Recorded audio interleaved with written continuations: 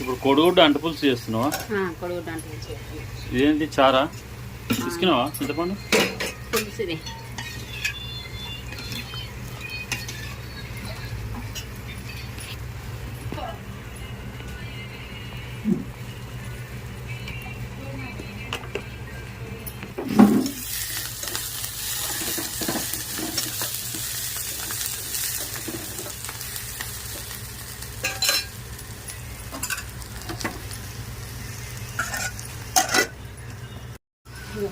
నందిని ఇగో ఉల్లిగడ్డలు గోలినట్టున్నాయిగా.